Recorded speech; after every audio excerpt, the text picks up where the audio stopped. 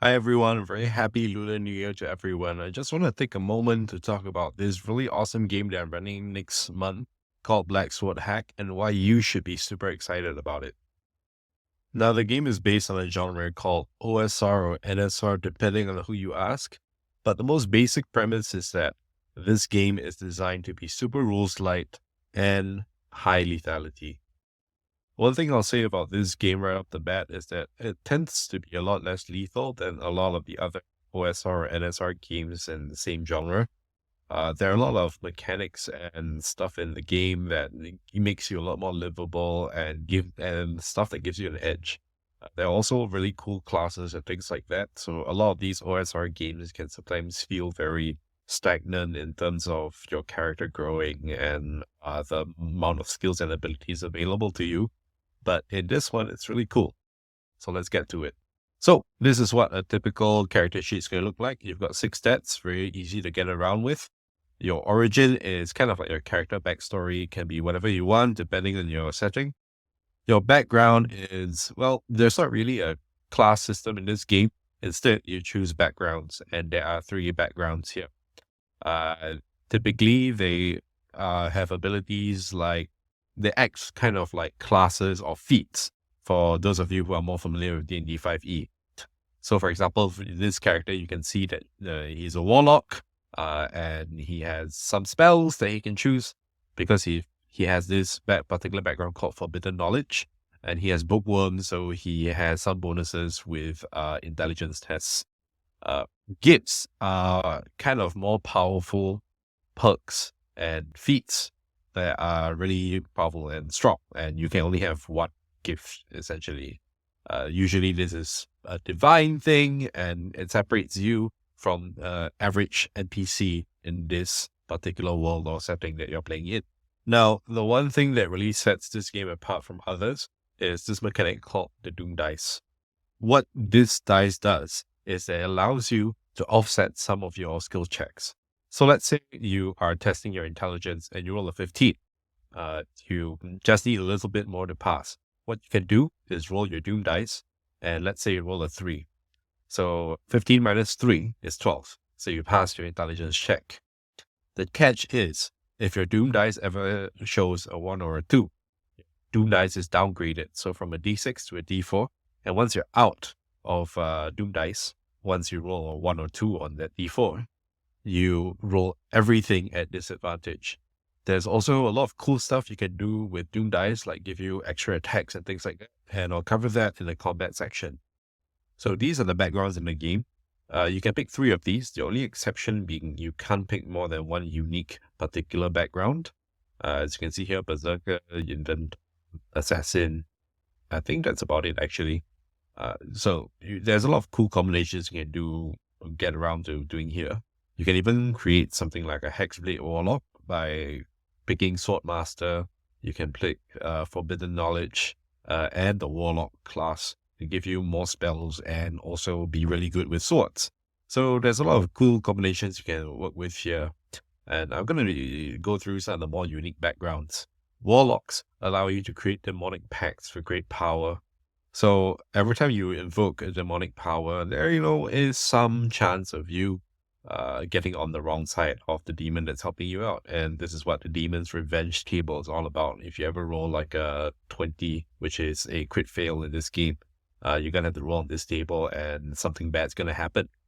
Here's a guide on how you can create new packs with new demons you see in the world.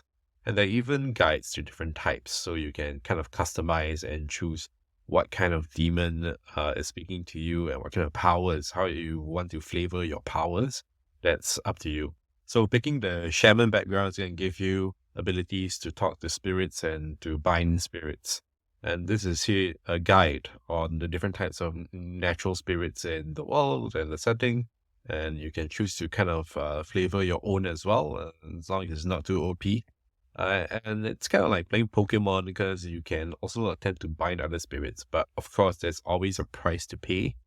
So this table helps you determine what kind of price you need to pay. And usually this leads to a whole new plot hook or quest hook that you need to undertake before you can bind this particular spirit. And if you choose a forbidden knowledge background, you're gonna get some spells. Bear in mind that your forbidden knowledge doesn't allow you to choose the spells you're gonna get. The spells you're gonna get are completely random. And spells in this world and this setting, or any other setting that's using this system, are rare and treasured possessions. So you're gonna have to go through quests or finish up particular quest hooks for to discover new spells. So unlike D&D, the changing background doesn't allow you to change to anyone anytime willy nilly. Instead, you pick from this list of essentially perks and feats that kind of give you different types of bonuses, and you can pick two of them, and they're tied to fairies or the Feywild. Lots of cool little abilities like Skinwalker, which allow you to turn into animals, but you can only have two particular animal pelts at one time. You can also gain things like bonuses to your armor, or even roll your Doom dice with Doom to Greatness at advantage once per day. So there's a lot of customizability here. And there's even one that allows you to get even more spells with Silversmith Sorcerer.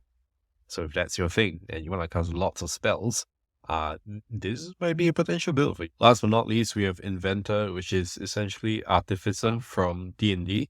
It allows you to build some really cool engineering things like this really cool mecha suit thing. You can also have as many inventions as you want equal to your intelligence score, which is cool. But bear in mind that there is maintenance costs required to upkeep all of this stuff. And if you do have too many inventions, you can't spend your money on anything else, essentially. But there's a lot of cool stuff you can do from here, like the Metal Owl from this. There's a Fire Lance, which is pretty cool as well. Acid Spray, hallucinogenic gas. It's lots of cool stuff. So, combat in this game is very simple. You have two actions. If you critically succeed on your initiative roll, you gain three actions instead. So, very simple. Move and attack, or cast a spell. Those are types of actions that you can do. Attacking is very simple. If it's a melee weapon, strength test. If it's a ranged weapon, dex. There's no AC in the game, so whenever you defend against a creature's attacks, you are either parrying or dodging, which means a strength or dex test, respectively.